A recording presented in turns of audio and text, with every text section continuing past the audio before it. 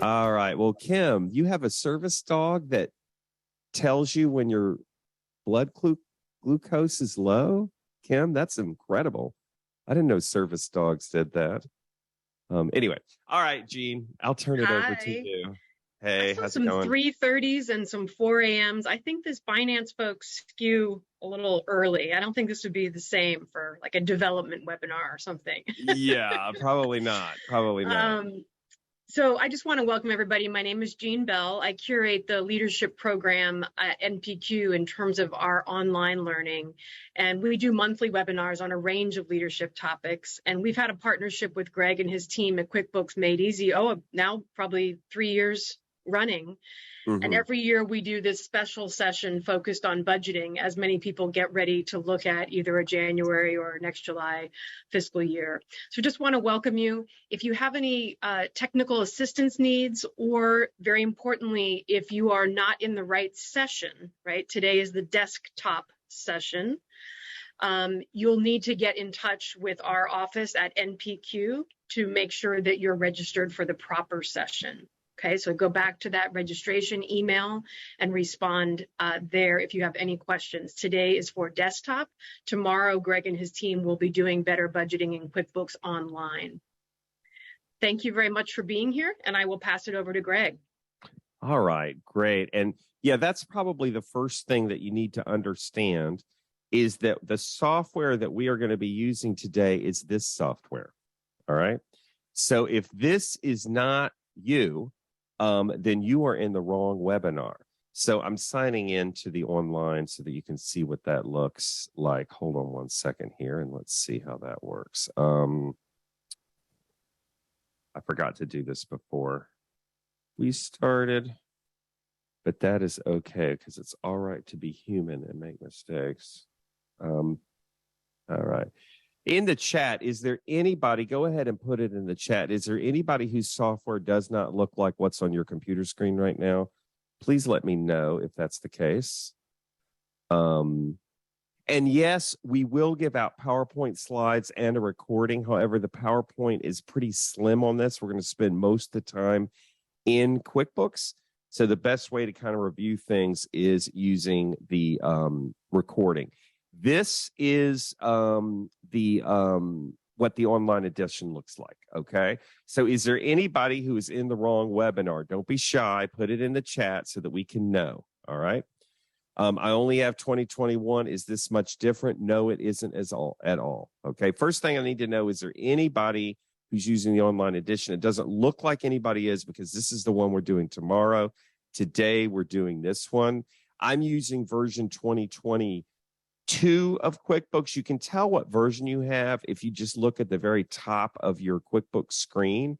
And the very top bar is called the title bar, and it's telling you a couple of things, but one of those is which year of QuickBooks you are using. I'm using QuickBooks 2022, and it looks like that Don is using 2021. That's perfectly fine. Tiffany, don't worry about it. We'll be able to get you in for tomorrow. Don't worry about it all if you're using the online one, because if this isn't what your program looks like, then you're definitely in the wrong one. All right. So I'm going to go back to our website real quick. This is QuickBooksMadeEasy.com. And just so that you know, I'm a CPA. All right. And I have a firm in Atlanta. And we specialize in nonprofit organizations. We do audits of around 35 nonprofit organizations all around the country. We do over 100 990s exclusively for nonprofit organizations. We had a ton of clients we do bookkeeping for that are nonprofits. We do consulting work for nonprofits. We have technical support agreements, all kinds of stuff just for nonprofits. Okay. I also own QuickBooks Made Easy. So that first thing I was telling you about was my accounting firm, but I also own QuickBooks Made Easy. And what we do is we teach people how to use QuickBooks. We do live seminars, not much recently because of COVID. And then we do webinars. You're watching one right now. And then we also have technical support where you can call and ask us questions. And we also have on-demand training. All right. So, all right. Let me get to my PowerPoint. here. Like I said, there's not going to spend a whole lot of time on the PowerPoint. We're mostly going to be in QuickBooks, but this is me and who I am and what I do. If you are new to Zoom and you can't see the screen very well because it's too small on your computer, you can make the screen bigger. So if you move your mouse around, and you can just move it around over my face right now, you'll see something that says View. And when you click on that, it's in the top right-hand button, and you push it and you select full screen, then it'll maximize your screen. Now, you won't be able to see the chat, but you will be able to see me and the screen really, really well. And then you can escape out to get back to the chat. Okay. Is there anybody that either can't hear me very well or can't see the screen very well? All right. Now, Deborah, I know you have QB Enterprise. That's the same exact program as QuickBooks Desktop. It's the same program. It was just more expensive, and it has a few more features, not much. The main thing is that it's bigger, it's more powerful. So, Deborah, you're in the right place as well. Don't worry. Okay, everything we teach is going to be appropriate for you. Okay, so everybody can hear me and everybody can see me. Is that right? Somebody respond in the chat. By the way, don't do Q&A. The only way that we talk is you do chat. Okay, so if you do something in the chat, I will hear you. Okay, all right. Hi, Marianne. How are you? This way we can really talk to each other. Now, listen, I know that 2 hours is a long time for a webinar. I don't think we're going to need to go the whole 2 hours. And we're also going to take a break. We're going to take a break after about 45 minutes. So that you guys can kind of refocus and think about what we've talked about, because I really want you to get a lot out of this. Yes, Pamela, you can get CPE credit for taking this class if you will email us, and Bill, if you'll put the chat in there. CPE is continuing professional education. The only people that need it are people that are certified public accountants. And so if you're not a certified public accountant, don't worry about it. All right. All right. So let's see. We do have some upcoming trainings and some services. We're going to give you some discounts, but I'm not going to talk about them now because I think it's obnoxious to start talking about other stuff when you've already paid for this, you know? So here's what we're going to cover. Agenda. Obviously, we're going to talk about entering a budget. Okay. We're going to do it in a multiple of ways. We're going to do it by income and expense account only. We're also going to do that by month, by year. We're not going to do it by quarter, but you could conceivably budget by quarter too, and we can certainly talk about it if any of you do. But in addition to budgeting by income and expense account only, we can also budget by program. So if you're a nonprofit and you're not a house of worship, if you're just a traditional nonprofit, you operate via programs. Now, some nonprofits, not all of them, want their budget to also be by program, and we'll show you how to do that. We will also show you if you have any grants that are restricted, we'll show you how you can enter a budget for a grant and then compare what you spent for a particular grant to what the budget was for that grant. All right.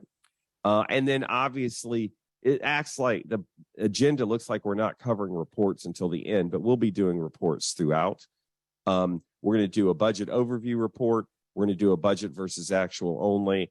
And then we're going to play around with some other budgeting reports also at the end if we have time, which I think we will.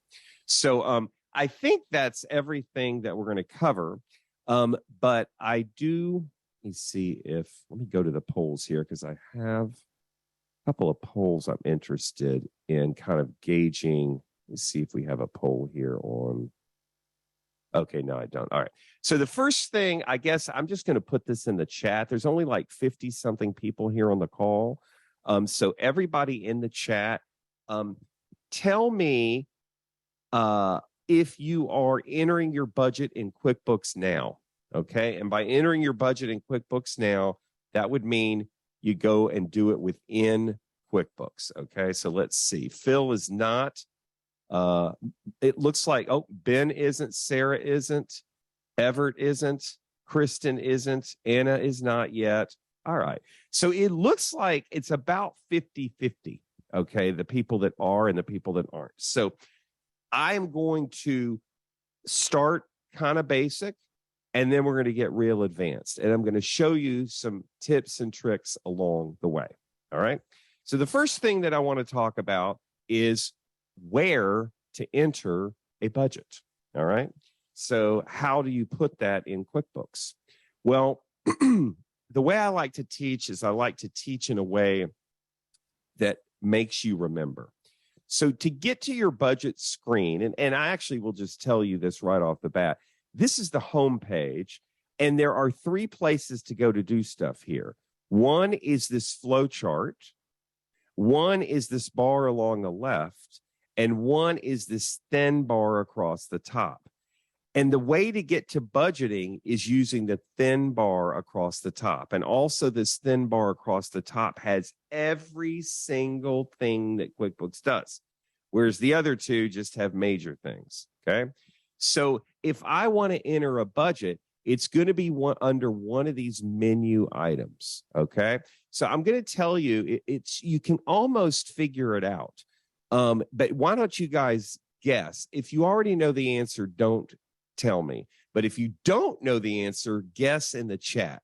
Which one of these words would entering a budget be under? Reports, banking, employees, vendors, customers, company, nonprofit, favorites?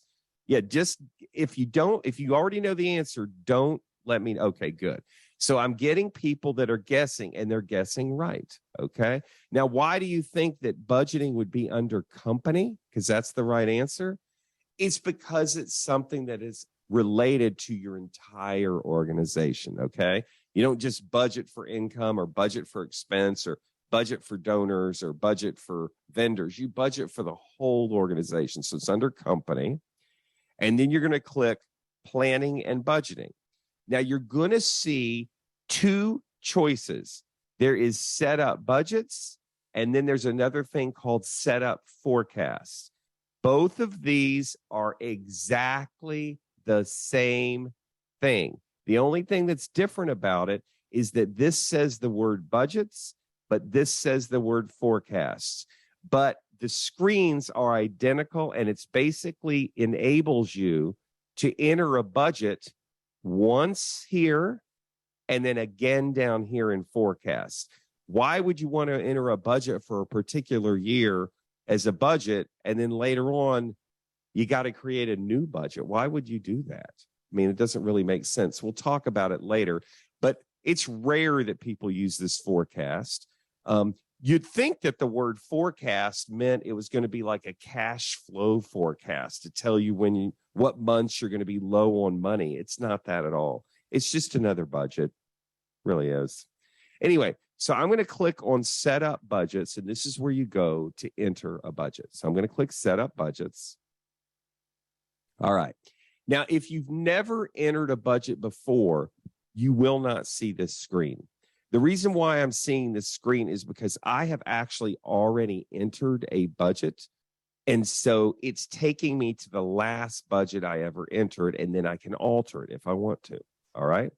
Now, if you've had a budget entered before at all, if you click create new budget, then it'll take you to the screen where you can actually create your new budget. If you've never entered a budget in QuickBooks and no one else has either, and your QuickBooks file doesn't have any budgets, this is the screen that'll open when you click on company, planning and budgeting, set up budgets, create new budget. This is the screen that you'll see first. You won't get that other screen. All right. So the first thing that it's asking me for is which year do you want to enter a budget for? And I have a poll question for you because I always think like this is a really good time to talk about this. I'd like to know when your fiscal year ends, and I'm putting it as a poll question, and it may be none of the above. It may be other, but I've got December the 31 is when my fiscal year ends. That's the same as calendar year. It would mean your tax returns due May 15th. June 30, that means your fiscal year it ended about 4 months ago. 9/30, your fiscal year just ended, and then other. So notice how these are usually at the ends of quarters.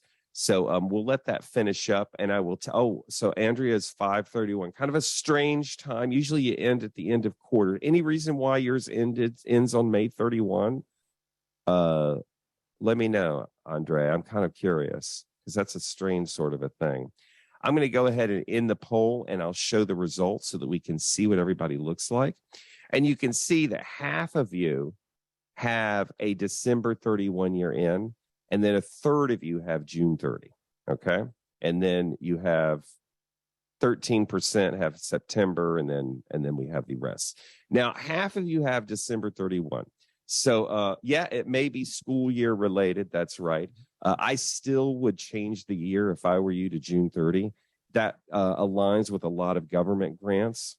But anyway, we can talk about how to change a year. But I will tell you, this doesn't even have to do with budgeting. Most people, as you can tell, have a December 31 year end. This is not optimal. And the reason why it's not optimal is because it means your fiscal year, December 31's, ends at the same time that all the businesses and all the individuals' year ends. And so you are stuck trying to do your taxes at the same time as all the businesses and all the individuals are trying to do their taxes. And you will be put at the back of the line. And so you'll be waiting to get your audit and your 990 done until after April 15th during the summertime. Okay. Do y'all know what I'm talking about? Put it in the chat. Am I speaking something y'all like, yeah, I know, I always have to wait. That's why, okay, is because it's December. It's very easy to change your fiscal year. It's not something you have to get approval from. It's not a form you have to fill out. It's nothing like that. All you do is your board gets together virtually these days. They vote. Let's say they're going to make the fiscal year end be June 30. And it'll be effective June 30 of 2022, which is now. Then what happens is you simply do a short year tax return. You do your standard tax return that you normally do, which is called a 990, unless you're house of worship. You guys don't have to do that. But you just put at the top of the return that it's a short year, and you say it began on 1/1 and ended it on June 30, 2022. When you send it in, that's your notification. You don't have to wait for it to be approved. Your fiscal year has changed, and then you're trying to get your audit done at a time when it's not so busy. So I would consider doing that, okay? All right, enough of that. So anyway, so it's back to QuickBooks. So we're asking here, what fiscal year do you want to enter a budget for? Now, my fiscal year in QuickBooks begins on July 1 and ends on June 30 because that's the organization's fiscal year end. So that's why it bleeds 26, 27, 25, 26, what have you. So I'll pick 25, 26. Now, choose the budget type. You could do a budget by profit and loss, or you could do a budget by balance sheet. Nobody does a budget by balance sheet. I mean, somebody probably does, but most people don't. All right. And so you're going to pick profit and loss, and then you're going to click next. Now, I mentioned to you when I was looking at the slides, let's go back to the slides, actually. I mentioned to you that you could do a budget by income and expense account only. Okay, that's this one. Or you could do a budget by program, or you could do a budget by grant. Okay, so most organizations are fine with just a budget by income and expense only. All right. Certainly houses of worship are. If that's what you want, then when you see this screen, where's the screen? Right here, you click no additional criteria and you click next. If you want to do a budget by program, in QuickBooks, you're supposed to use the class feature to track your programs. So we'll pick that, and we'll talk a little bit more about that later. And if you want to use QuickBooks to track your grants, we teach at QuickBooks Made Easy to use the customer job field for that. So if you want to do a budget for a grant, you would pick that. So for this particular fiscal year, 25, 26, you could have a no additional criteria budget. That's just by income and expense account only. You could have a budget for a grant or two, and then you could have a budget for your programs. These three budgets do not talk to each other. They do not roll up. Okay. So in other words, if travel for the entire organization is $10,000, that would go in the no additional criteria budget. If you also had a grant that you were entering a separate budget for, and the travel paid for that grant was $2,000, you need to put the $2,000 here, even though the $2,000 is already part of the total no additional criteria. Does that make sense to y'all? These budgets don't talk to each other. I want to make sure everybody understands that on the call.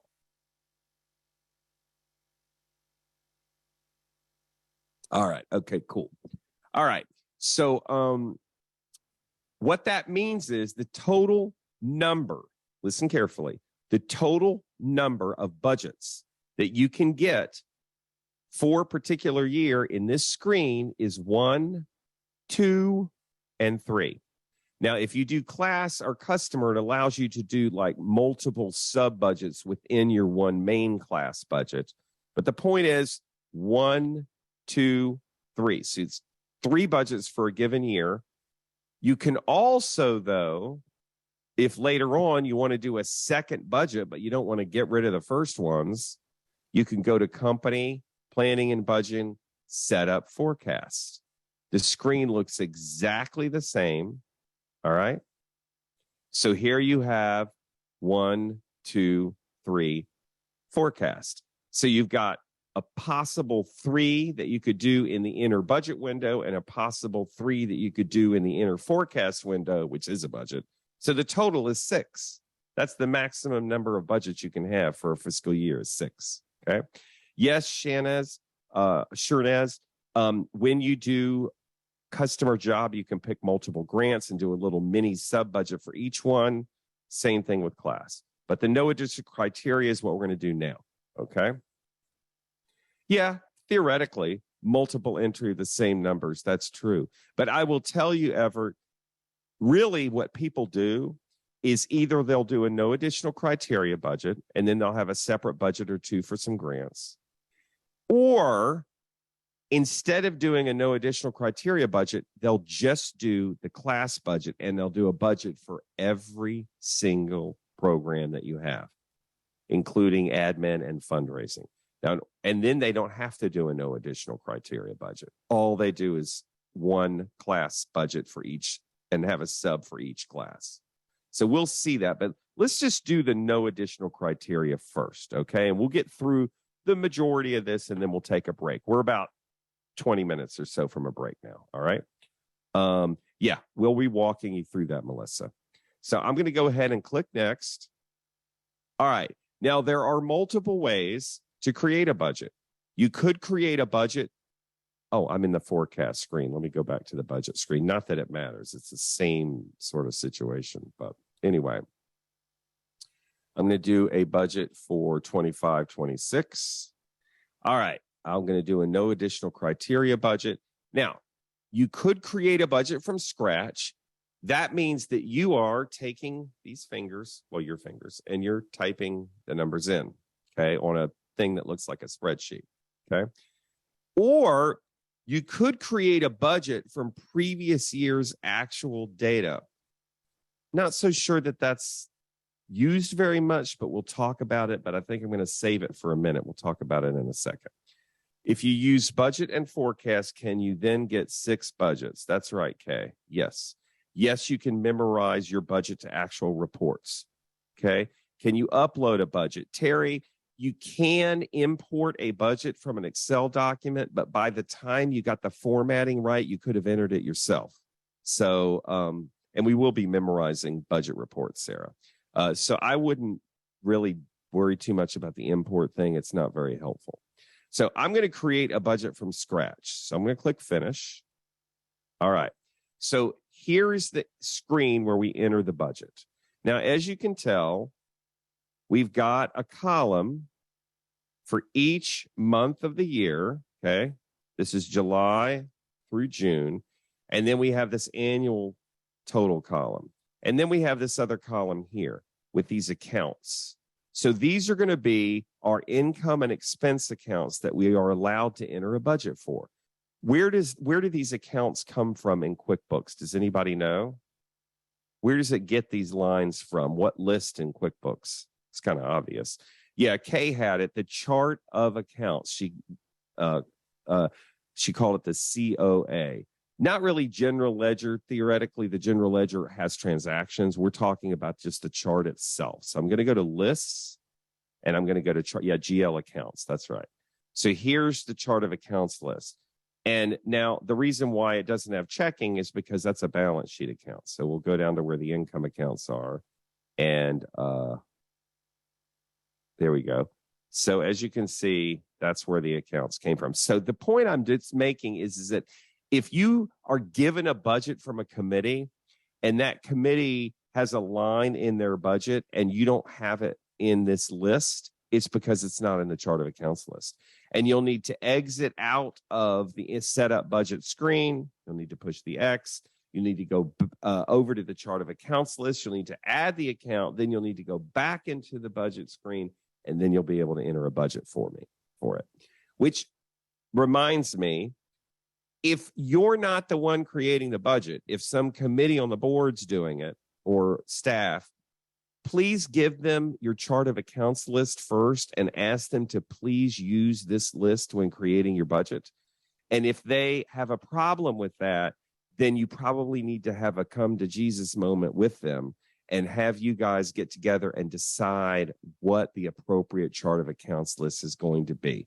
Because when you don't get a budget that has your chart of accounts, income and expense accounts as the way to enter, then you end up having to translate their budget, translate your QuickBooks into a budget to actual report that they can read. And it's not in QuickBooks, it's in Excel, and it's a nightmare. Okay.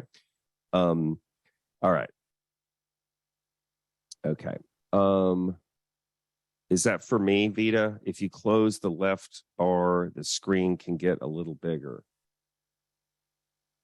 What bar? Oh, this? Oh, well, it doesn't necessarily make it easier to see, but Vita's like, you know what? I don't like this stuff on the left. You see this little arrow here? If I click it, then it does give me a little bit more real estate on my screen. So, but anyway, so let's talk about how to enter the budget. So this is entering a budget from scratch. All right. Now there's a couple of different theories, or I guess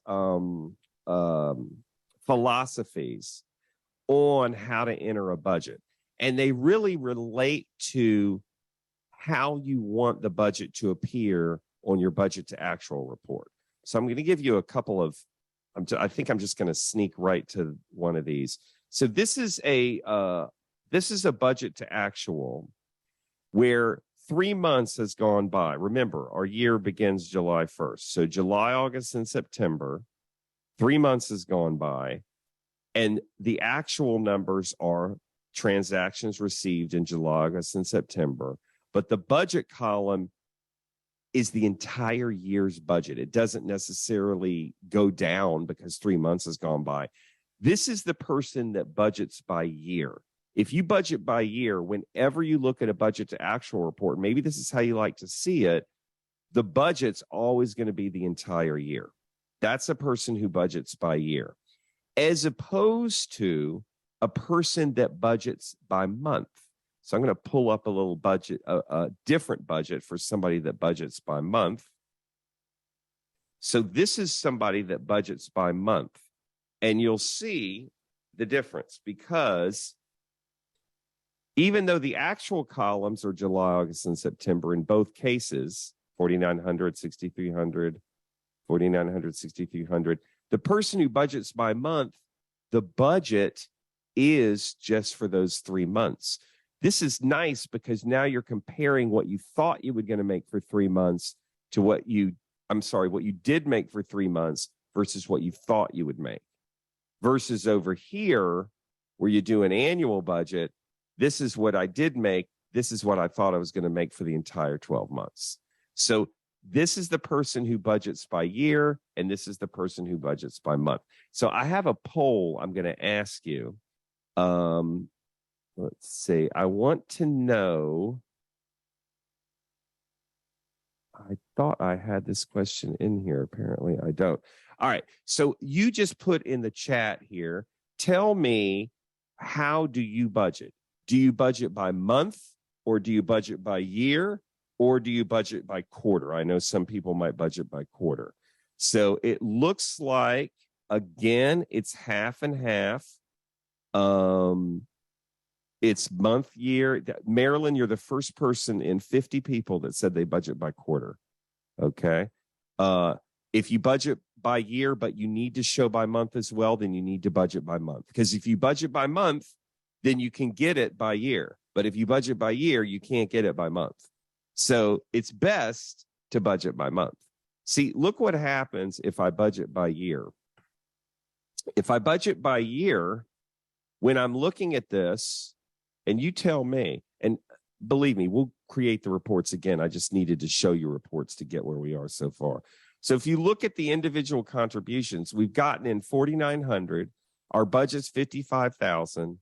So we've gotten in 3 months, we've gotten in 9% of our budget. Now, what is your knee-jerk reaction to that? If you're somebody sitting on the board and you know a quarter of the year has gone by and you've gotten 9% in of your contributions, is that bad or good? Put it in the chat. What's your knee-jerk reaction? Is that bad or good? Yeah, so everybody says bad, right? What would you think the percentage would be if 25% of the year has gone by? How much of your donations you would think you would get in? 25%, okay? Now, Peggy knows. She's like, okay, if you are assuming that if a quarter of the year has gone by, I should have 25% of my donations in, what am I assuming about how I get my donations in? What am I assuming? What's the assumption behind it? Is that it's linear? Is that it's evenly spread, Marianne says. Yeah, that it's basically coming in equal throughout the year. Is that what happens? Absolutely not. All right.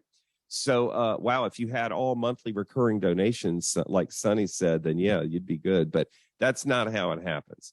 And so what I like to do is, if you are going to budget by year, I do want to give you a little trick or two, okay? One is, you're going to get questions from the board on anything that is different than 25%. So what I'm going to do is I'm going to send this report over to an Excel document, create new worksheet in Excel. You've been able to use Excel in all the versions for years. You don't even have to have Excel open. It'll open it for you. I'm going to export it. And then what I do is I will take this. Now, I've already entered the budget. I'll show you how to do it in a second. I'm kind of skipping ahead here, but if you do enter the budget by year, I think this is kind of important. I put annual budget there so that they know what it is, and then I'm going to put 25% here because that's what's in their minds. And so then anytime you have a question, or you have a line that's way more or less than 25%, you can put a little note here, okay? Calm it down, wait till year end, because that's when we get all of our donations. So, I mean, that way we kind of have the notes on here to give them. And again, this is something you really kind of only need to be worried about if you budget by year. But you could put notes here anyway and give them to the board. So that would be kind of cool. But anyway, so that is budgeting by year. Now, let me show you how to do it. Oh, actually, you know what? I'm going to leave this. What I didn't show you is I didn't show you how to do it. So if you're going to budget by year, where would you put your numbers? Because you want to put them in this annual total column, but you can't.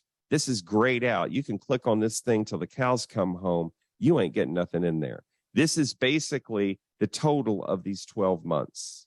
So I'm going to tell you right now, you got to put the entire budget in one of these 12 months. There's only one right answer.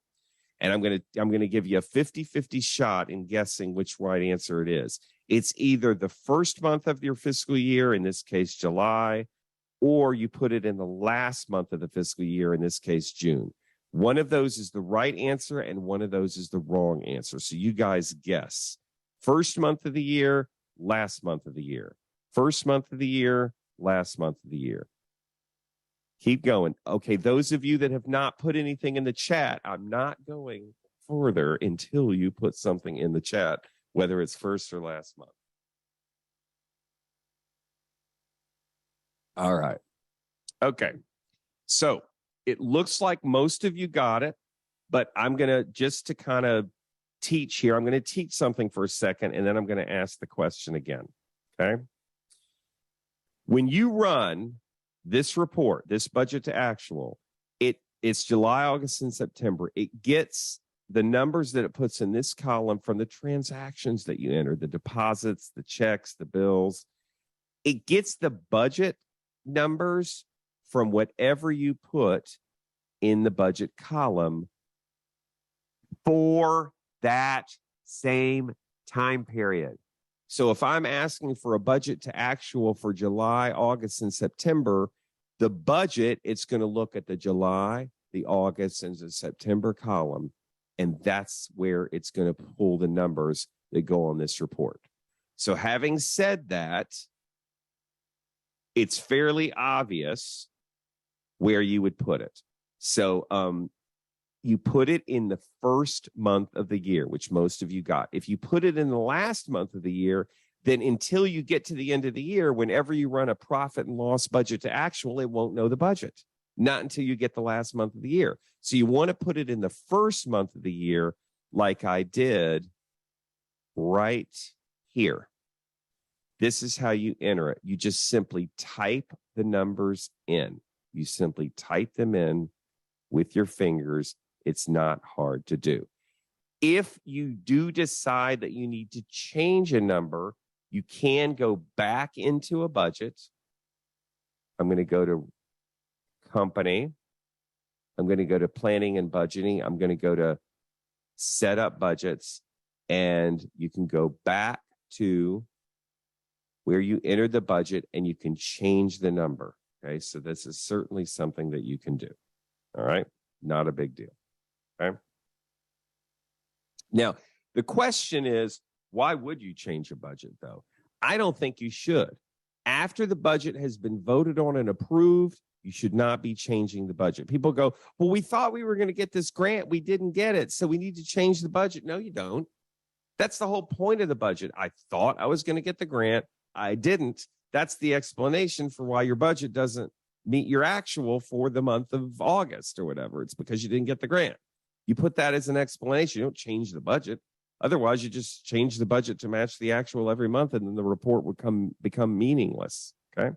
The idea is you plan what you think is going to happen, and you compare it to what is happening throughout the year. Okay. And maybe you have to adjust your spending down. Now, let's see. Sometimes things happen that are so large and so huge and have such a big impact that you really do kind of want to redo your budget. Okay. Can anybody think of an example of something big that happened in the last couple of years that changed the entirety of your organization? COVID, exactly, the pandemic. Okay. And so, oh, good for you, Kay. Kay got a mega bequest from somebody. Anyway, so if it's so big, that's when you'd want to create another budget. But you don't want to remove this budget. You want to leave it. What would be your suggestion for how to enter another budget for the year of 24-25 without getting rid of this budget? Anybody have a suggestion? Thank you. So you don't want to adjust anything, Everett. You don't want to mess up this budget. You create another budget, but you have to use the forecast feature. See, it will not let you create another budget by account only. It'll let you create a budget by account and class, but not by account only. So you'd have to go in here to to company, planning and budgeting, set up forecast, okay? And then you create new forecasts. You pick the year you want to do it. You click next. no additional criteria, and then you're able to enter your new budget there, and then you can report. Can you save it as another version? You don't save it as another version, no. That's something you can do in QuickBooks Online, but not on desktop. Once you enter the budget in and you don't want to remove it, you want to keep it there. But for this fiscal year, got to do a second one, go to the forecast, okay? And that's how you can do it there. So after you enter these numbers, you'll click save, you'll click OK, and then I'll show you a report that you'll want to get as soon as you enter the budget. I'm going to go to reports. I'm going to go to budgeting and forecasts, and I'm going to go to a budget overview. Here's a forecast overview. But what this is basically a report that you can email or print out and give to the board of directors to review and vote on it. And can actually become a part of your minutes for that meeting. Okay. You pick which year you want to look at the report for. I'll do it for 24, 25. Now, I budgeted by year, so I don't really need the report to be by month, but it won't let me pick anything else. So I'm going to let it come up like this. This is what it looks like, but I don't need all of these individual monthly columns. So right here where it says show columns right here, and it says by month, click the drop down and make it by year. Now you've got something you can give to the board. Okay. Can you export the budget, forecast, and year to date as one Excel report? You can send multiple reports to the same Excel spreadsheet. We'll play around with that towards the end of the webinar, Peggy. Okay. So I've got another 5-10 minutes or so. And then when we feel like we've come to a good stopping point, we'll take a break. All right. So that's the budgeting by month. By year, I mean. Let's take a look at a report on that. We already showed you how to do it, but I'll show you how to do it because we didn't show you how to do it, did we? All right. So I'm going to click on reports. I'm going to click on budgets, and I'm going to click budget versus actual. So I'm going to click it. You pick the year you want to do. We'll do 24, 25. We'll click next. We'll click next. We'll click finish. Now, the way this report pops up the first time you do a budget to actual, it's always, I'm going to say it again, always, I'm going to say it one more time, always going to give you separate columns for each month. Here's July's actuals, July's budget. I put the entire year in July. The variance. August actuals, August budget, there is no budget, the variance. So if you budgeted by month, this would be helpful. But if you're budgeting by year, this is not helpful. But yet, that's how it pulls up every single time. So what I'm going to do is I'm going to click Show Columns, and I'm going to make it be total only. This is what you would probably want the board to see. All right. Now, I'm going to memorize this report. But typically, when you are printing this out, when you're creating this, like we're in October now, so you'll be creating the report for the month of September. We don't want the report to be this fiscal year to date. We want the report to be this fiscal year to last month. Okay? That way, even though today's date's the 12th of October, it'll do through September 30, which is what you typically do. Once you have that, then what I'm going to do is I'm going to memorize this report. Now, why am I memorizing it when I could pop it up each time? Because I don't want to have to go through the hassle of rebuilding it. So I'm just going to click memorize. Always memorize it this fiscal year to last month. Then you won't have to worry about changing the date range, because when you do it next month, it'll be this fiscal year to that last month. So in November, it'll go through October 31. In December, it'll go through November 30. So I'm going to memorize. It's going to ask me to name it. I'm going to call board.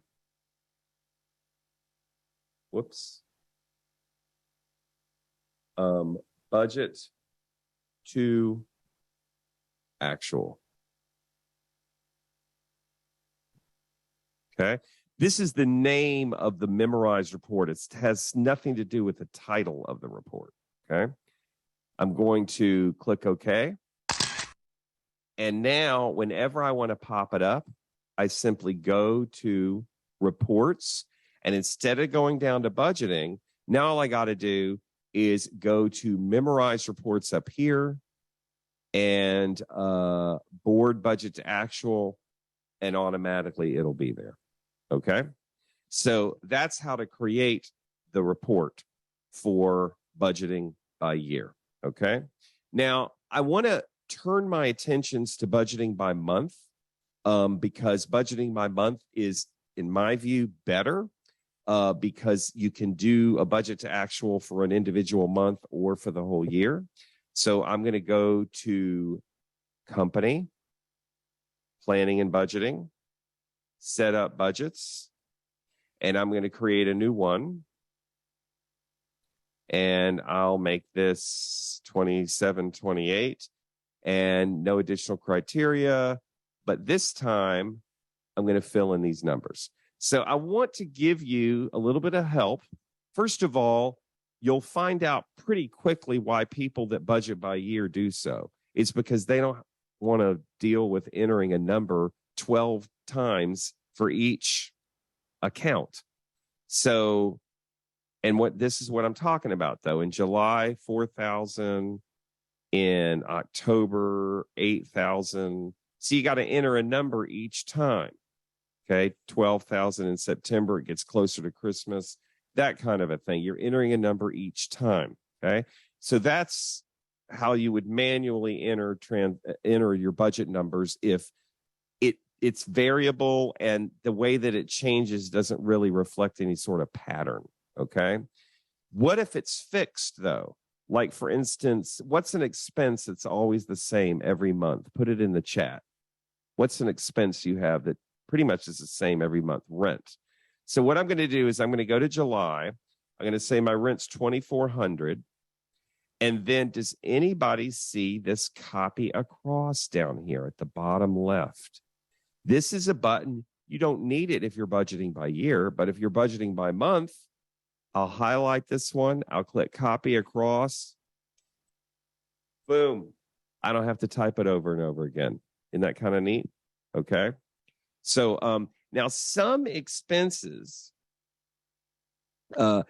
when you are given the budget, it's just evenly throughout the year, but you don't really know what the number is. So in other words, something like office supplies, they'll be like, oh, make it 2,500.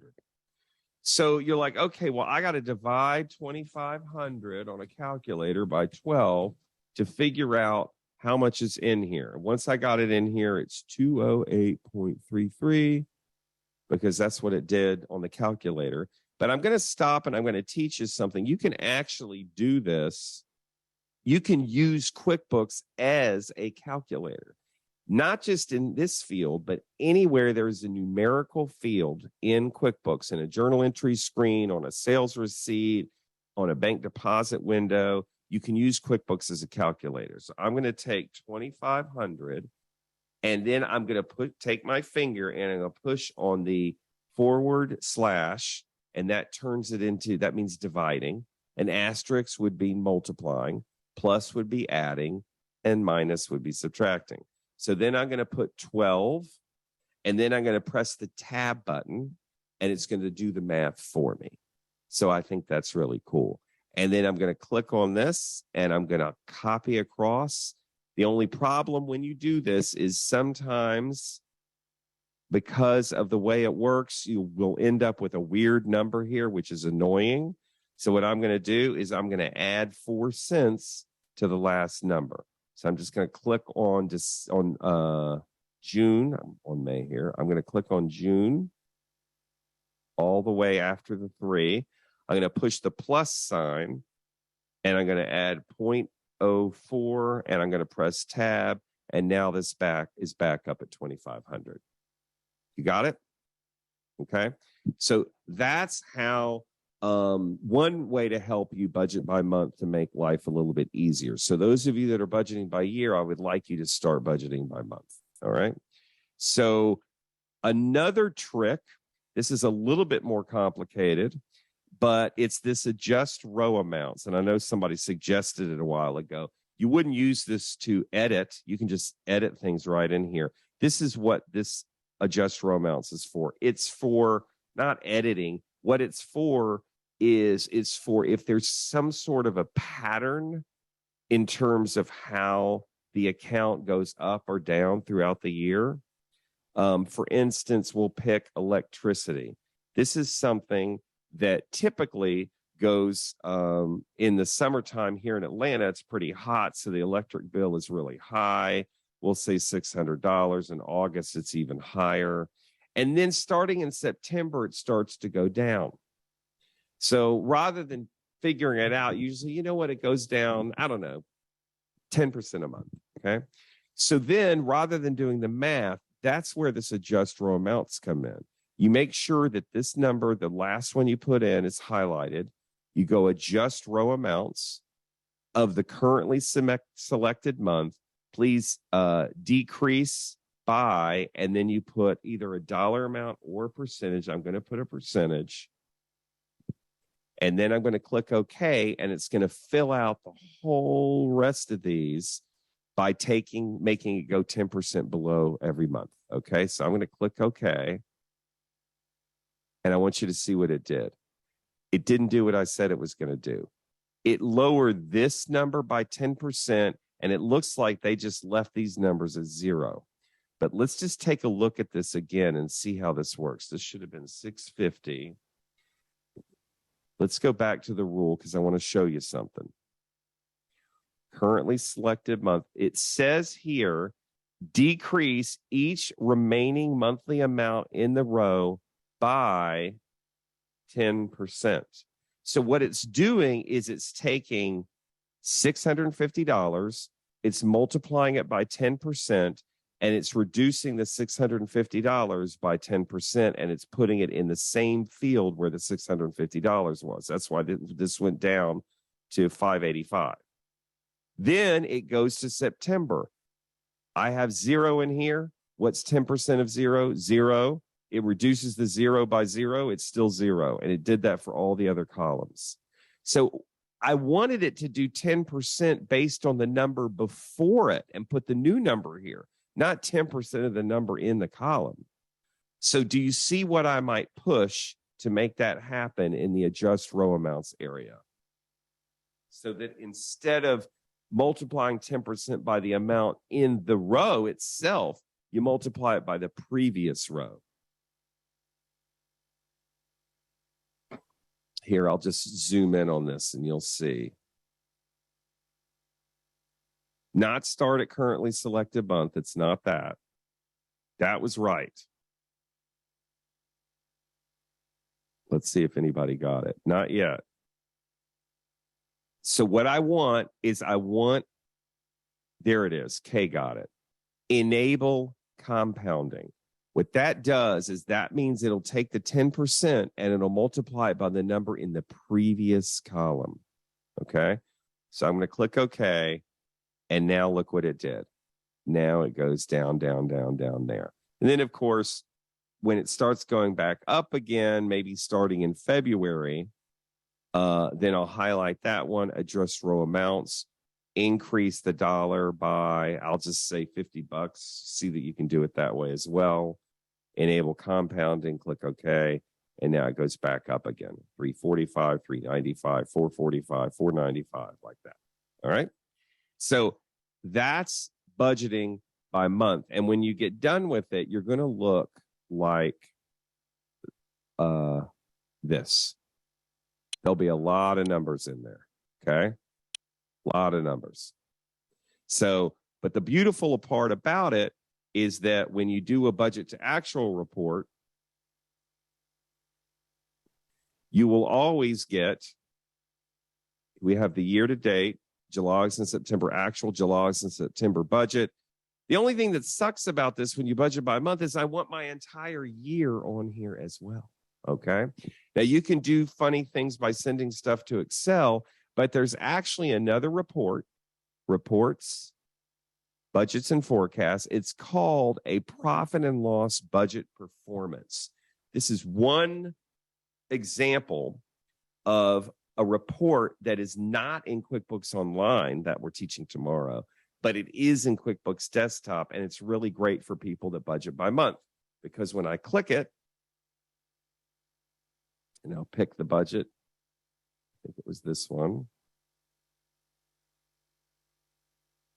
it's giving me the month of June's actual, the month of June's budget, all right? And then it's giving me the year-to-date actual, the year-to-date budget, and then it's giving me the annual budget, okay? Now, let's say that I don't necessarily want these columns. I just want the year-to-date actual, the year-to-date budget, and the annual budget, okay? Then in that case, I could get rid of these columns. Now, let's make this report. There's a couple of different ways of getting it. I think I'm going to send it to Excel. And the reason why I'm sending it to Excel is twofold, but I'm sending it to Excel, and then I can simply hide, that's not the one, hold on. There we go. I can simply hide these columns, and I'll highlight them, right click and click hide, so that I've got something that I can show the board. Now you'll want variances as well. You'd probably want to add variances as well. But do you see, well, actually, let's see about adding variances here. I'm going to go ahead and click on customize, and dollar difference or percent difference, okay? So I'm going to go with really probably percent of budget should be the go-to. And then I'm going to send this to Excel. So you do end up sending stuff to Excel, but only to make a couple of minor changes, nothing huge. Let me get rid of that one. All right. So then we can just get rid of all of these. And I'll right click and click hide. So now we've got our actual year to date, our budget year to date, and then I got the total budget. Okay. So my system thinks it's June. You know what? I need to change the date range so that you can see this better. Let me change the date range. We'll say 3 months has gone by. All right. Okay, now that makes sense. So let me send that over to Excel and export. Okay, yes. So then we've got, this is it? Okay. I don't know why that says June of 24. Am I looking at the wrong one? No, this should be the right one. This is, oh, okay. One more time. It's supposed to be July 1 of 23 to September 30 of 24. All right. There we go. Okay. So then let's see what it's giving me. It's giving me, yeah, I don't need these columns because it's giving me this whole period. I'm doing it total only. So it's giving me July, August, and September's actual and budget difference. It's doing it again. All right. Because it's year to date. So I would probably send these to Excel. It's the fourth time I've done it. I just kept getting the date range wrong. All right. And now I can take these columns away. So I'm just going to highlight them and remove them. Actually, I'll just hide them. Okay. So now we've got the actuals year to date, and then the budget year to date, and then I got the total budget. That I don't know why the numbers are, it's still not giving me the right one. You know what? I think I'm on the wrong one. Let's see. There we go. There we go. That took forever. I am so sorry. Okay. Now let me get rid of this. All right, cool. So now I've got the actual year-to-date, budget year-to-date, the percent, and then I got the total budget. And I could add other percentage columns here. So one thing that I don't like, you see these little columns in the middle of the columns that have numbers? These are like blank columns. Does anybody have that? When you send stuff to Excel, does anybody have that? These little blank columns here. What do y'all think about those? Do you like them or do you hate them? Some people like them, some people don't. Rachel says it's annoying. Peggy hates them. Kay hates them. All right, cool. All right, most people seem to think they're annoying. Donna likes them, though. All right, so if you don't care for them, let me show you something. I'm going to exit out of this again. Before you send a report to Excel, I want you to click this advance button the next time you do it. And this is what Maddie does. This is, you see this thing that says space between columns? If you click that button, see, the reason why there's spaces there is because this is checked, and it comes like that in QuickBooks. If you uncheck that and click OK, then when you send it over to Excel, the columns won't be there. Isn't that kind of nice? And this change is sticky. A sticky change in the world of computers means if you change it once, it'll change it on for all future reports in this case. So when I go to send anything to Excel now, and I click on advanced, you'll see this is no longer checked. All right. But anyway, so let's see. I think that is budgets. Oh, there is one more thing I want to tell you before we go to break. And that is when you go to company and you go to planning and budgeting and you go to set up budgets, you will have old budgets in there that somebody else entered that you want to get rid of. And people are always struggling with how to delete a budget. So this is how you would delete a budget. I'll just go to this 1819 one. It's real old. I don't want it anymore. Maybe it wasn't correct. I'm going to go into where it said, now I have to be in the setup budget screen and have picked the budget I want to get rid of.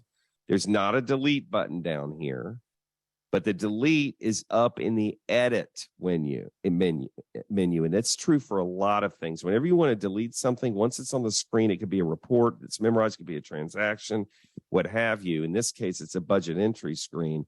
I'm going to click edit and I'm going to click delete. All right.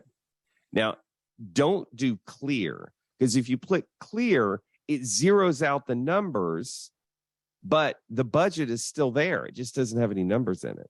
If you want to delete the budget altogether, you would go over here to edit and you would click delete.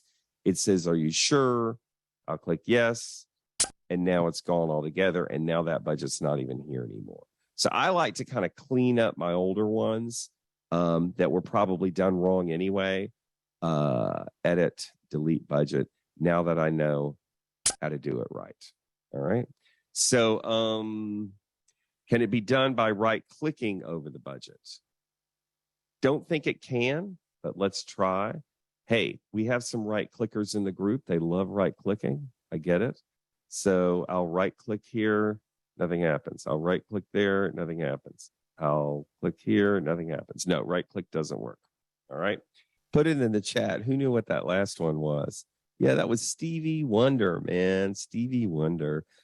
Suze Albee wants to know, might be Susie, is the webinar tomorrow drastically different than today, or is it essentially the same with online specifics included? So I would encourage you to go tomorrow, because the way that the budgeting works in the online edition is drastically different from the way that it works in the desktop version. And so it is fairly different. Yes, we are in the end ultimately teaching the same stuff, but the way to do it is very different. All right. So Arifa has multiple QuickBooks files and wants to know how to pull a consolidated report. We can talk about that at the end. Let me get through the budgeting that I want to cover here, and then we'll talk about that. Put some numbers in here. code. All right. I said it wasn't going to take 2 hours. It probably is going to take close to 2 hours. On the P&L budget performance, can it be displayed by accounts by class? So the accounts are the rows and the classes are the columns. I think you can. We haven't done a class report yet. But yes, we'll be able to do that. But let's do a class report first. So we haven't talked about classes yet. So first of all, are there any of you that are houses of worship? Put it in the chat. Is there anybody here that's a church or a house of worship? Put it in the chat. Okay, Andrea is, Israel, Marianne is, who else? Busman is, I've seen you before. Anybody else? Ivory looks like. Anybody else? Okay. I do want to point out that you guys typically don't use classes, but you do have designated funds. And one of the things that's really important for houses of worship to track is their designated funds. And we have a training product that is just for houses of worship. I'm going to go to courses and training. I'm going to go to on demand. And I want you to check out this house of worship training. It's the only training that I've found in the world that teaches houses of worship how to use QuickBooks to track your designated funds and really to track everything. So there's a whole course in here. I would encourage you to take a look at it. Okay. But anyway, let me go back into QuickBooks. You're welcome. All right. So there's something that I need to teach you. It doesn't apply to houses of worship, but it does apply to everybody else that's a regular nonprofit. And that is that I'm going to go back to my deck because I think I have it in the deck here. When you are entering a transaction, particularly an expense, if you are a regular business, okay, not a nonprofit, but like, I don't know, a doctor's office or a retail store or something. When you're a regular business, you only really need to track one thing, usually about an expense. And that is the natural category of it. Is it salaries? Is it travel? Is it rent? Is it printing? Is it postage? Is it payroll taxes? Is it utilities? Is it telephone? Is it consulting? Is it accounting fees? Is it legal fees? These are generic and they are the object. Some people call it the what of the expense. What is it for? That's what your chart of accounts should have as expense accounts. Okay.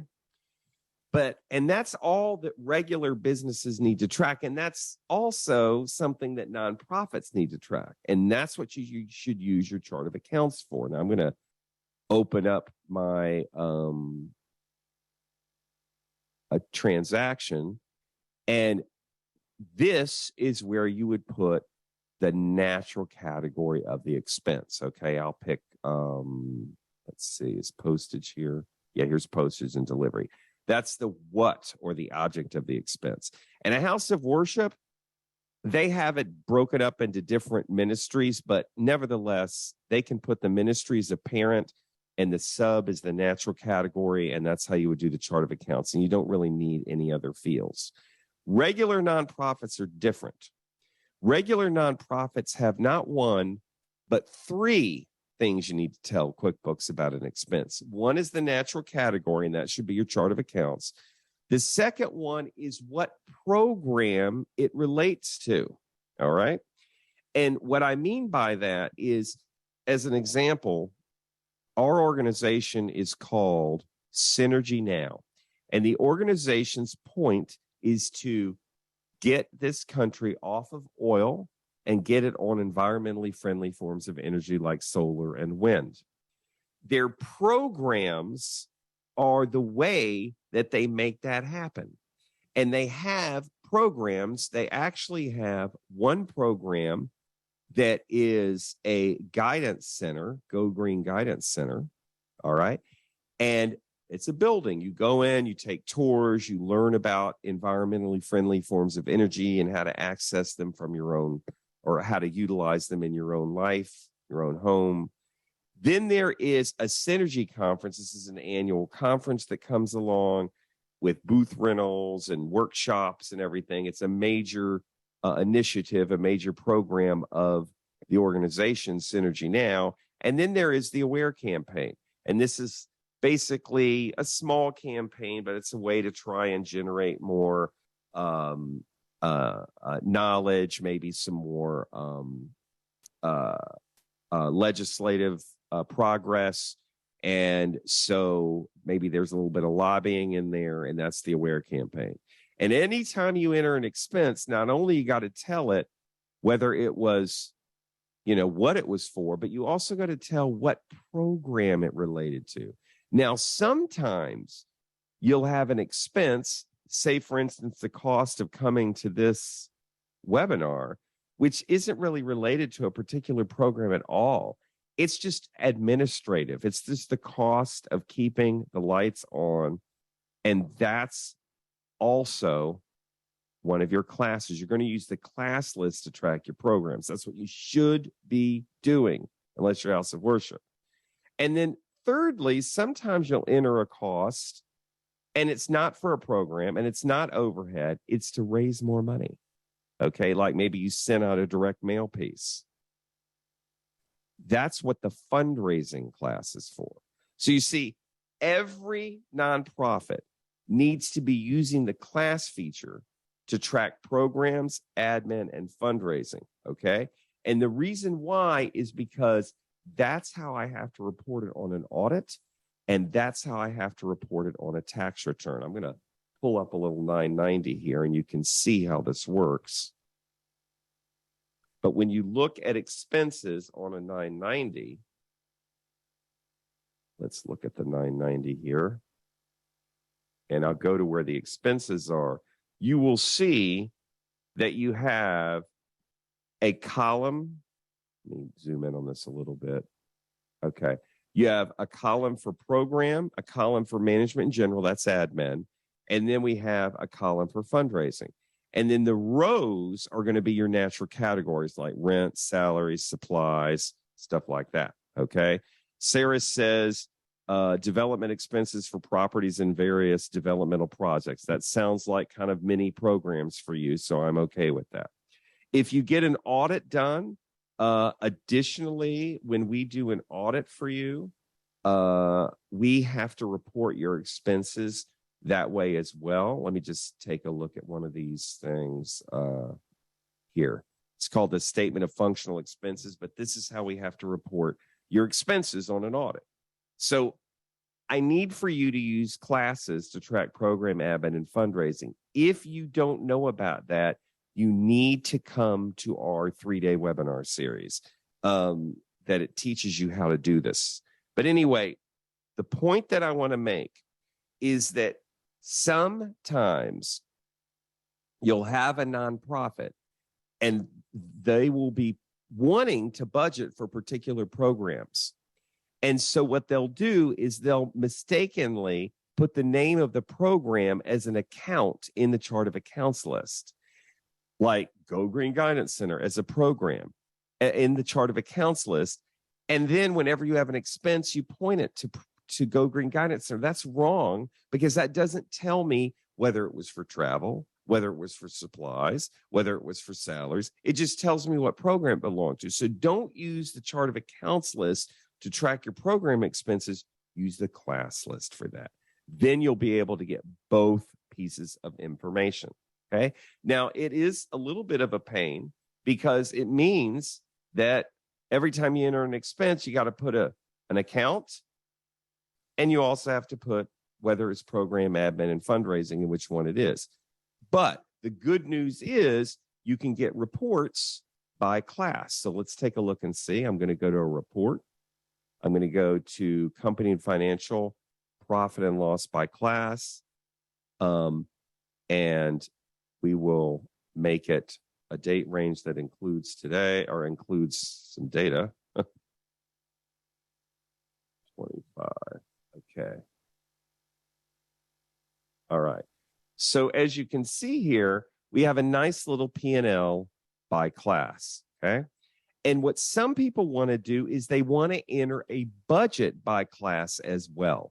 So that instead of just being the Guidance Center actuals, the Synergy actuals, and then like an overall budget, there would be a Guidance Center actual, a Guidance Center budget, a Synergy Conference actual, a Synergy Conference budget, like that. So if that's what you want to do, then company, planning and budgeting, set up budgets, you pick a new budget, you pick the year you want to do the budget for, you click next, and then here, look very carefully, instead of clicking no additional criteria, you click class. All right? Remember, I told you can do up to 3 budgets, well, up to 6 altogether for a particular year. We did a no additional criteria one. Now we're going to do a class one. Now, if you do a class one, what I'm suggesting that you do is don't do a no additional criteria at all. Just click class, click next, click finish. And then for each class, look at this. You pick the Guidance Center, you enter the numbers, you click save. Then you go to the next budget, Synergy Conference. You enter the budget, you click save. Then you go to the next one, Aware Campaign, you enter the budget, you click save. If you do it for every class, including admin and including fundraising, then you do not need a total organization-wide budget. You can simply do a class budget. In other words, when you go to enter your budget,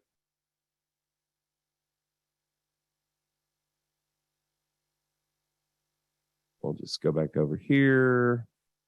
You don't need to pick this at all. Just pick this one, and that's the only budget you would do.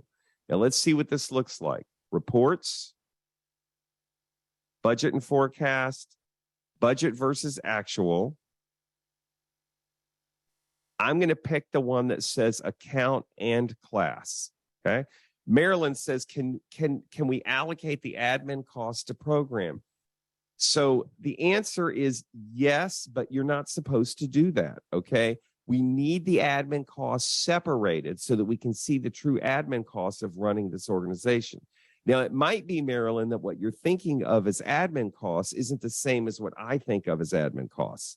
Admin costs do not include like just any expenses that you normally have. Like some people go, oh, well, salaries, that's admin because I always have that cost. No, it's not. Okay.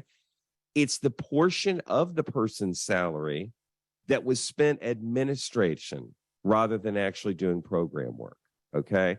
So you really, all that goes into admin is the cost like of QuickBooks and the cost of going to this webinar and your Secretary of State license each year and 15% of the executive director's time, that kind of thing. Okay. So you split that as you're entering the transactions is what we teach you in the webinar. Okay. In the 3-day. Okay. Yes, you can do budgets for sub-programs, Cecilia. So I'm going to click next.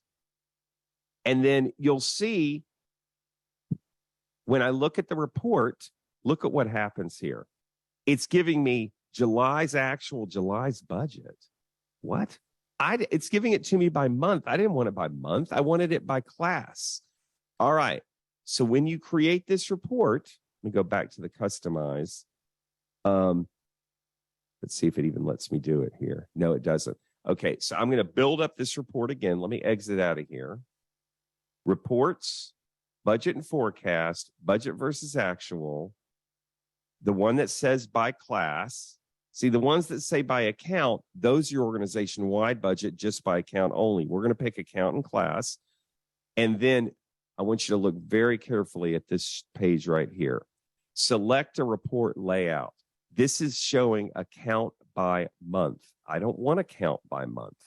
If you do this, it's going to add all your class budgets together for each month and still just give it to you without regard to the class. And you may want to see that, but you entered the classes you used them, you might as well see the budget to actual based on that. So account by class right there. I'm going to click next. I'm going to click finish. And now I've got, for the Guidance Center, I've got the actuals for the Guidance Center, the budget for the Guidance Center, and then the variances. And then for the Synergy Conference, I give the actual, the budget, and the variances. Now, I'm going to get rid of the percent or the dollar difference variance and just leave the percent. So I got 3 columns. So this is something that's really good for the Finance Committee to look at. Guidance Center, Synergy Conference, the AWARE campaign, admin, fundraising, and total. Okay. So notice we even have a budget for admin. Okay. So, and this is great for the organization, for the fundraising people to look at. Okay. But for the overall board, I can still click show columns and make this be total only, and then give the overall board what they're used to seeing anyway, which is they don't really like looking at it programmatically, the overall board. Okay. Can you do budgets with both classes and customer job? Yes, you could do a budget by class and you could do another budget by grant. You absolutely could. Okay.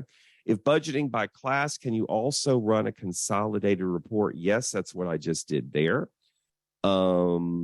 Let's see.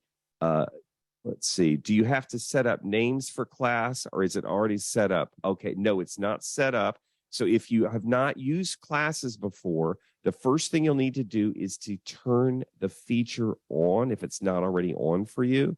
You can tell whether or not it's on if you just go to a transaction window. And if you don't have a class column, it's not turned on.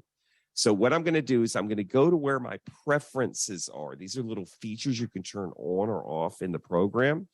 I'm going to go to the edit preference, right, to the edit right here, and this is where your preferences are. So I'm just going to stop for a second and let you guys that are relatively new to this, anytime there is a feature that you want to turn on or turn off, this is where you go to do it. You go to edit and you click preferences. So I'm going to click it. The preferences are broken up into different categories, okay? Here's the general category of preferences. Here's the desktop view category of preferences. Here's the checking category of preferences. If you go to accounting and you click in the company preferences tab, and only the administrator can get into here, which is the head QuickBooks user at your office. You see where this says use class tracking? You check that box. Also check the box beneath it that says prompt to assign classes, because you do want to point every single transaction that hits an income account or an expense account, you want to point it to a class.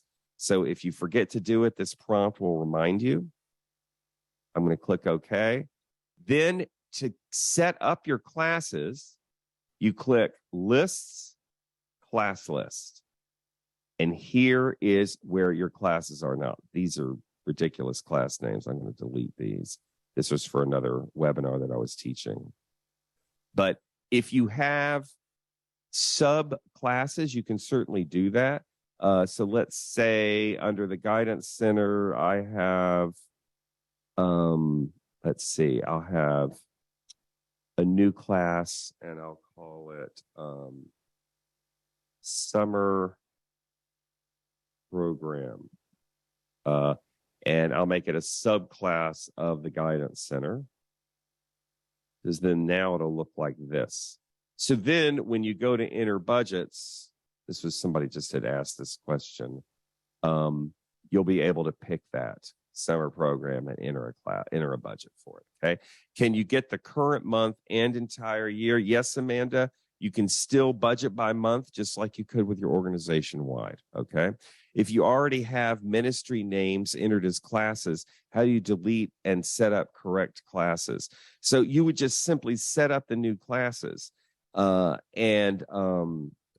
yeah, you can inactivate classes that you're not using anymore. So you just click on this, and I'll just click on this one, and I could either delete or make inactive. If you try to delete it and it won't let you because it's been used in a transaction, just make it inactive. Either way, it'll get rid of it, okay? If you budget by class and want to be able to see the combined organization total, you need to have a budget for all classes, correct? That's correct. I run into difficulty with grants programs that have date ranges different from the organization's fiscal year. Now, Susie, notice your question. Look at me. You just went to a completely different topic, okay?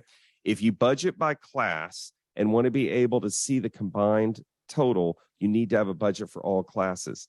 That's a program budget.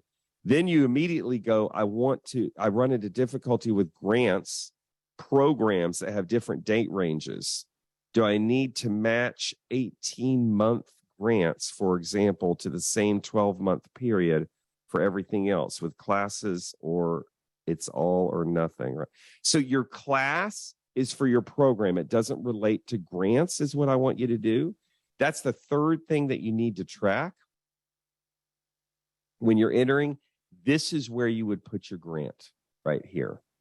And then when you run a P&L, if you just suggest all dates on the P&L, it'll give you grants that are more than 12 months.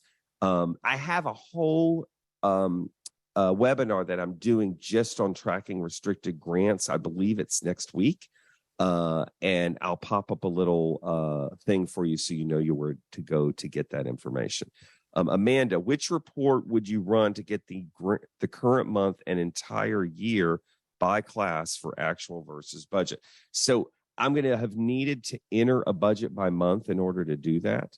So let's see. Which report would you run to enter current month and entire year by class? Okay, so you're wanting it by class and by month for a particular class, I guess is what you want, is what you're saying. So let's go back to the budget to actual by class. And then what you're saying is you want it by month as well. Is that what you're saying, Amanda? Because I can't do that. It's too many columns. What I can do is make this total and then use filtering. You click on filter and you pick the class that you want to see. So I'm going to do it for the Guidance Center. And then I'll make this be by month. So see, now you can get the actual budget by month for a particular class, but I can't get them all on the same report. Okay.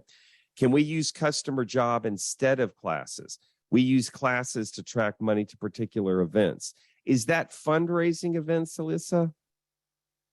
Oh, particular clients. Oh, I see what you're saying. Clients.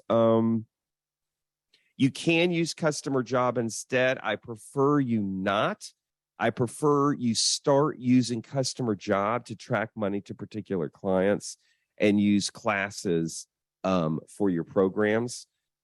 Or perhaps these clients could be sub-programs under a particular class. Maybe that's what it is. I have to look at your data file.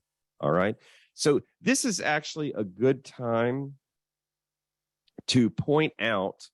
I'm going to go into my website here because I know that you guys are going to need extra help, and I want to give you where you can go to get that extra help after this webinar is over. So if you go to on demand right there, actually, let's not do that. If you go to webinars right here, we have a 3-day webinar series that's coming up for those of you using desktop. It's November the 1st, the 2nd, and the 3rd. It's 2 hours a day for 3 days. Okay. Actually, it might be 2.5 hours a day for 3 days.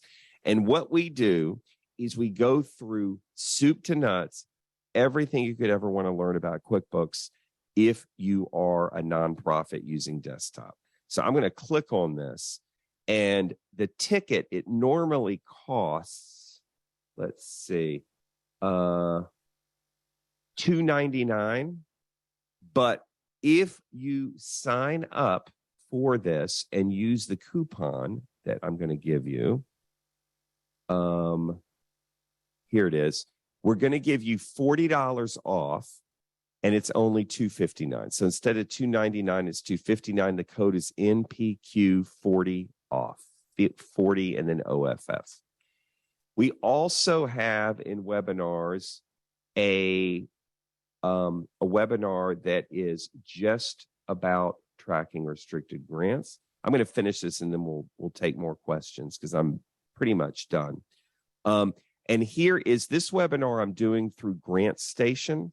The desktop is happening on October the 19th, which I think is next week. I believe it's an hour and a half, and it will go through everything you could ever imagine. It's from 2 to 3:30 on Wednesday, October the 19th. It's $89. Click here to get tickets. And let's see.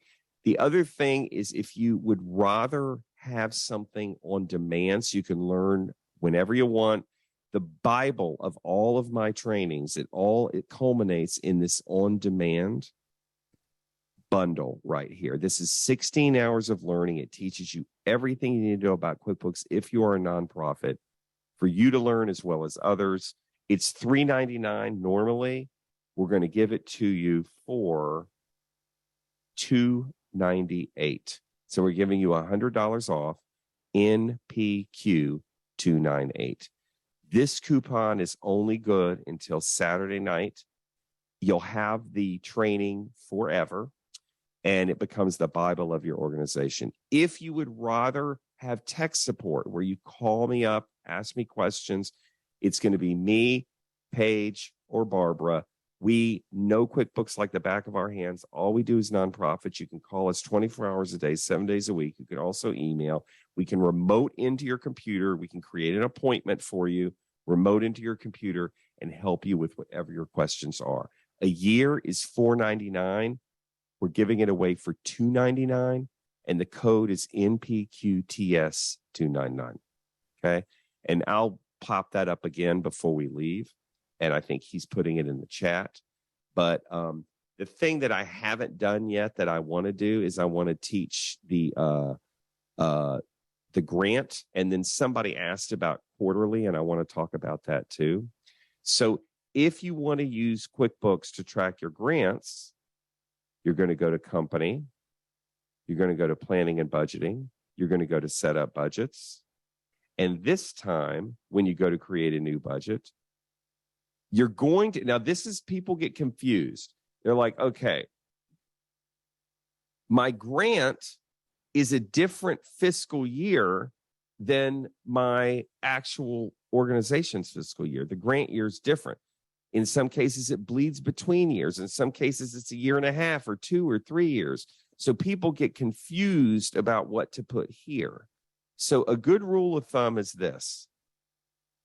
Don't worry that this does not match your grant year. Pick the fiscal year that includes the first month of your grant year.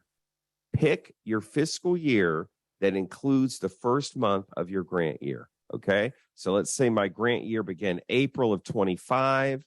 That means this started July of 24, ended on June of 25. So this is the year that has April of 25. I'll click customer job. Remember, this is a new budget, not related to the class budget or the organization-wide budget, different budget. Click it. And basically, it's very much like the class budget. You put the grant here in the customer list. You fill in the numbers. Now, for a grant, I really like to do the whole budget in the first month of the first year of the grant. And then you pick the next grant. So you pick this one, you fill in the numbers, you click save. They don't roll full up to the main budget or the class budget. They're totally different. Here's Bill Sims Foundation right there. Okay. Once you enter that in, then to do your budget to actual report, we're going to go to reports. We're going to go to budgets and forecasts. We're going to go to budget versus actual. And you find the one that says not P&L by account, not P&L by account and class, but P&L by account and customer job. You click it. You click next. Again, it's just like with class. It's going to add all of your budgets together by each class and just give you the report by month.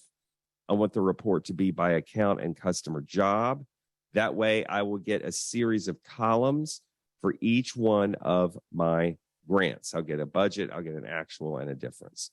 So I'm going to click next and I'm going to click finish. Now, the very first time you pop this up, the report is not only going to have your grants that are restricted, it's going to have every single solitary name in your customer list in QuickBooks, every one of them. Okay. So, like, here's a person who gave this person, Jonathan, gave $250. That's the actual. We didn't enter a budget for them. Still on this screen. We only want the grants on this screen for which there's budget numbers. Okay. So the way that I do this, and I'll teach this again next week for restricted grants, is in the customer list. I'm going to go to the customer center. Every single grant is given its own name in the customer list. Even if you get, like, for Help For You, notice how we have a grant we got in 2019, a grant that we got in 2020. We have them as separate names under a parent, which is basically the funder. Okay. This one, we only got one grant so far. So we have one parent with one funder underneath it. But anyway, each grant has its own name. All right. So if that's the case, then when you set up these grants, what you do is we'll say this grant, you go to additional info and you'll see a field called customer type. This is a way that you can break out your customer list into different groupings for reporting purposes. So I've created a customer type called restricted grant. You can just click add new and create another one. Once you create it for this customer, it'll be available on other customers. I'll click restricted grant. I'll click OK. I'll go to the Villa Foundation. We'll go to additional info, see how I've made them restricted grant. So then what I'm going to do, I'm going to go back over to this report and I'm going to filter it. I go to customize. Filtering works the opposite from the way that you would think. You put in what you want kept in, not what you want filtered out. I click on filters. I'm going to go to my customer type, and I'm going to say, please just give me restricted grants. I'll click OK. And now I've got a budget for the Villa Foundation, the actual for the Villa Foundation, and the variances. All right. And you would do that for, I wish there was an all date range here, because now this is just the current fiscal year. I need it for all dates. And there is no all date. So I just put this at July 1 of 2000, something a long time ago, so that now I can see for the grant in total, my actual budget variance for the Villa Foundation. And then I think, is there another one in here?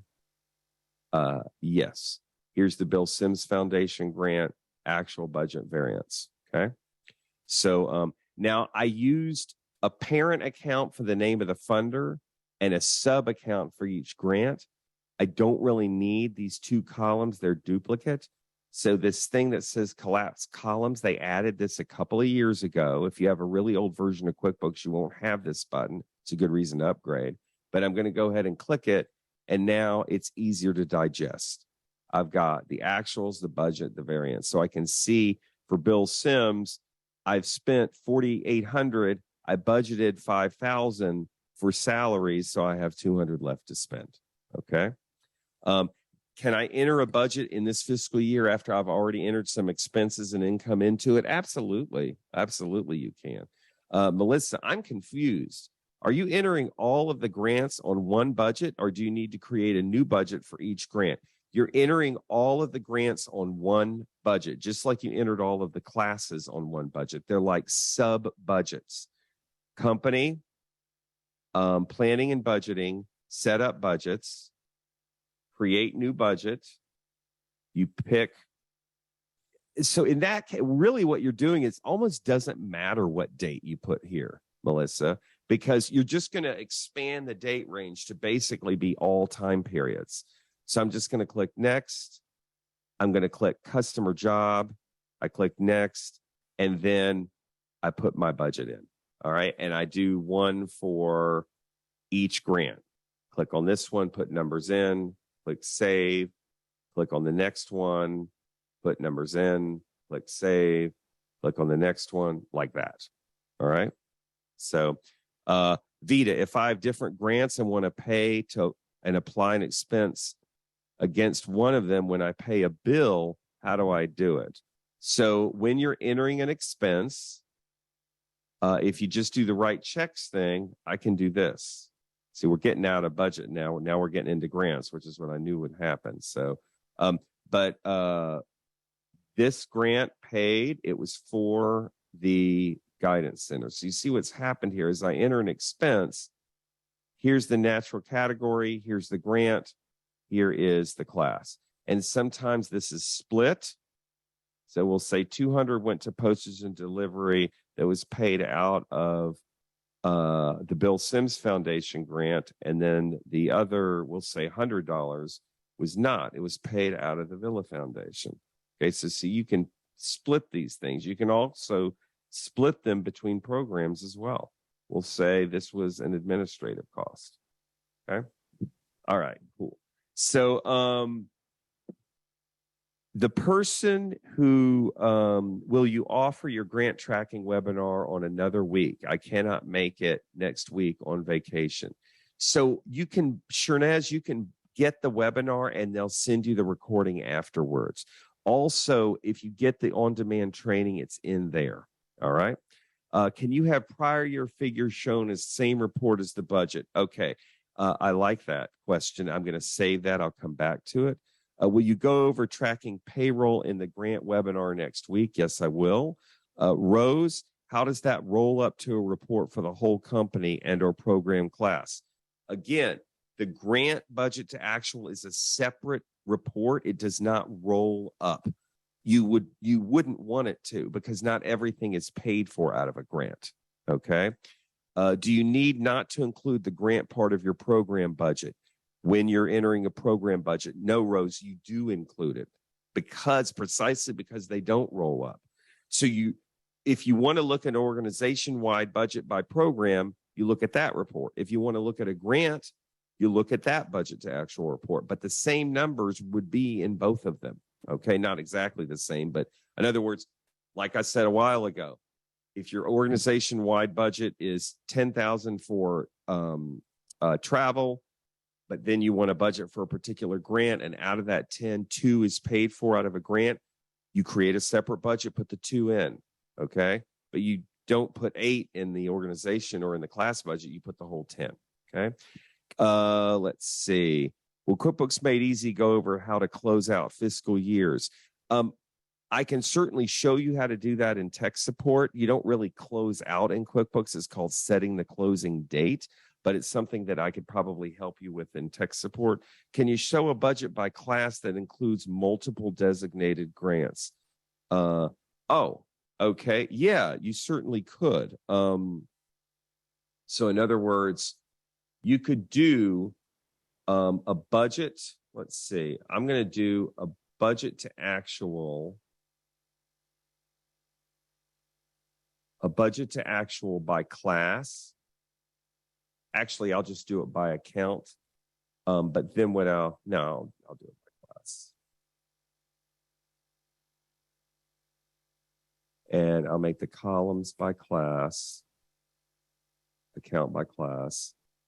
And then I will filter it so that it only includes the one class that I'm interested in. Okay, so we'll go to class and say I only want to see the Guidance Center program. Okay, and since I know it's the Guidance Center, well, I'll just leave this for now. Now the columns are by class, but what I can do is I can make the columns. Be by customer job. I should be able to. It doesn't look like I'm able to. I know that I can. Hold on a second here. Maybe I need to start in a different way. How can I do this? All right, let's try the other direction. Let's do a budget to actual. And let's do it by grant. account by customer job. And then let's see if I can filter it for an individual class. Yes, I can. All right. So then what you start with a customer job. So what we have here is we have every single grant that was pointed to the program. And you know what? Let's just filter this again so that it only includes our customer type that is restricted grants. All right. So now what we have here is just the grants that relate to the Villa Foundation. That's all we have. I'm sorry, that relate to the Go Green Guidance Center program. Okay. So I can take one of these out. Let's see, this is probably a journal entry that I did. Yeah. So if I took the 4,800 and I put it to a different program, then that 4,800 should disappear off the report. Yeah, and it does. Now there's no 4,800 here. Okay. So let's see. I think that might be it. Oh, who is the quarterly person? Somebody wanted, is it Mary Ann? Somebody wanted to understand how to enter a budget by quarter. Okay, there you are, Marilyn. All right. So company, planning and budgeting, set up budgets, create a new budget. You pick your year. When does your fiscal year, do you want calendar quarters or just quarters based on your fiscal year, Marilyn? What quarters? What quarters? Marilyn? Marilyn. So your fiscal year is August. So do you want the first quarter to be September, October, and November, Marilyn? Okay. So then what you would do is you would put numbers in September. Look at this. You put numbers in September because that's the first of those 3 months. And then you would put September, October, November, and then you'd put numbers in December. And then you'd put numbers in March. And then you put numbers in June. Does that make sense? Which training is best for budgeting and tracking payroll? So you mean the on-demand training? That would be the it's the bundle. It's the bundle. So you would go over to here and you would pick this bundle. And you can take a look at it and see all this stuff. You've got a month. So you can get your money back after a month. The other thing that's cool about if you get the bundle rather than getting just tech support, when you check out for $100, you can get tech support for 3 solid months. And again, you can email us, create appointments. I had an appointment this morning. I was on the phone with somebody for about 40 minutes going over tech support stuff. Okay. You know, looking at their chart of accounts list, helping them get their bank rec right, you know, that in whatever it is that your problem is. All right. All right. So I think that's it. Does anybody else have a question that I did not answer or that you want covered before we finish up here? All right. So prior year actuals. Thank you. Let me do that real quick and then we'll finish. That's right.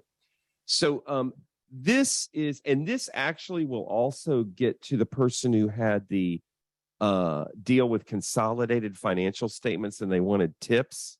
Where is that person? Who is the person who wanted the tips? Oh, good. Thank you, Lori. Stay. Don't go anywhere, guys, because this is the last trick, and this is kind of important. So I want to make sure that y'all remember this because you may need it sometime. What Andre was saying is, I want prior year actuals on the report as well. And so then what you're going to be doing is we'll look at the budget to actual. Let's go ahead and do company. We'll do budget to actuals. And 24, 25. And I'll make this total only. So what they're saying is, here's my actuals for the current year in my budget, but I'd also like to have the prior year on here. All right. So there's a couple of ways of doing this. What you could do is change this date range to July 1, 23 through June 30, 25. So it covers 2 years. Make the columns by year. And so then you have a bunch of extra columns in a total that you don't want. Vita, closing accounts, you do not need a webinar on, okay? I'm promising you, it's not hard. I'll talk about it real quick before we finish. A webinar, it would take 2 minutes. But anyway, so let's see. All right, so what I would do is I would send this to Excel. And in the Excel, you would simply hide and move the columns to give you what you need. Okay, so this is, I don't need any of these totals, so I can get rid of those altogether. I'm just going to delete them. That's the 2 years added together. But then I have the actuals and the budget for the current year. Here's the actuals for the prior year. So I can simply make a copy of that, and I can paste it wherever I want to. I'll probably just get rid of these things first and then delete those.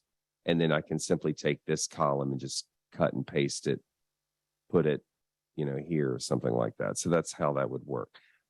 The other thing, though, that I do want to teach in the consolidated person, are they gone? The person who had many QuickBooks accounts and they wanted to pull consolidated financials. I don't know who that person is, but yeah, okay, there you are. So the problem is that sometimes, like say you have a P&L, we'll see, it's probably pretty easy because you just, different accounts. That's right. Okay. So the problem is that if you have the same chart of accounts list for each one, Arifa, do you have the same chart of accounts list for each one? Okay, perfect. So then the problem is to consolidate. What you do is you'll send like this one to a spreadsheet, and then the next one you can send to an existing worksheet. Okay. The problem is that when you do that, and let's just do it here. I'm going to send this one. We'll make it this fiscal year. And then what I'm going to do is I'm going to send this to an Excel spreadsheet.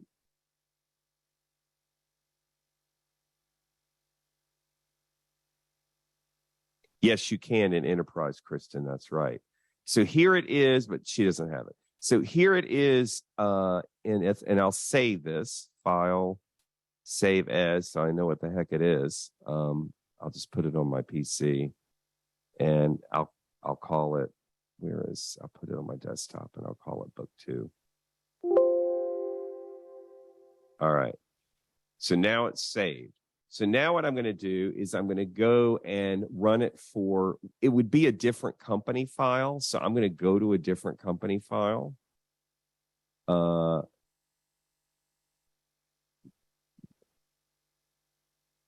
If you have Enterprise, then you don't have to do this.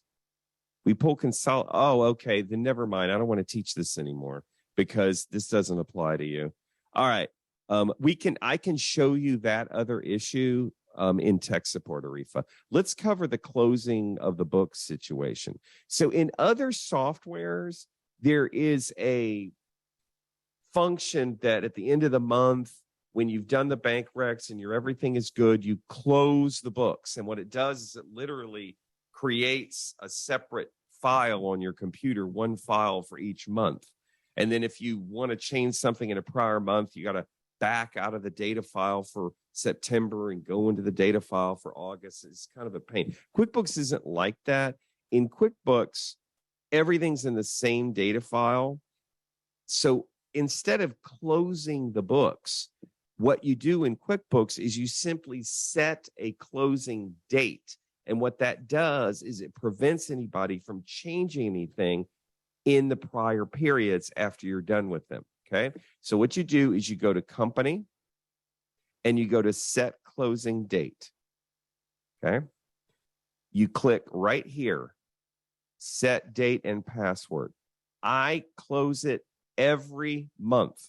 So we are on, today's October the 12th. In another week or so, you'll have the bank recs done for September. You'll go to set the closing date. You'll say, I want to set it for September. I'll act like it's 2025. September 30. And then the other thing you want to do is put a password in there that only you know. Okay. If you don't put a password in and you try and change something, it's going to give you a warning and you'll just override the warning because you'll be in a hurry and then your books won't match what they were when you presented to your board last month. So create some sort of password different from the password that you use to get into QuickBooks. Okay. And so now no one will be able to change or edit anything on or before that date. But just as you can set a password, you can also unset it. You can remove it. It's a lock, but you have the key. And you can, so it's really to prevent other people from screwing around with the books. But the password is good for you too, because if you accidentally do something, you'll have to put the closing date password in before it lets you do it. And you'll at least stop and think about it. Okay. Pamela, is the closing date the day you close the books or the fiscal year end? There's no closing date. Well, you set a closing date, and the date is whatever you want it to be. So I set the closing date at the last day of every month. So it's October the 12th. On October the 15th, when I'm done with my bank recs and I'm ready to present the board, I'm going to set the closing date, not as of October 15th, but as of September 30. Okay. Even though my year end isn't until December. So I'll set it September 30. Then in November, I'll set it October 31. Then in December, I'll set it like that. Okay. You keep changing it. All right. All right. I am definitely done now. We're 7 minutes over. So Jean, I'll let you come back on. We have most everybody still here. But I'll let you. We sure do. Thank you, as always, Greg, for an excellent training. I already saw some positive feedback to you as people were leaving. So thanks, everybody. Again, we'll be sending a recording with a PDF of the slides within 2 to 3 business days. And for these additional trainings, you want to go directly to QuickBooks Made Easy. Thanks very much to you and your team, Greg.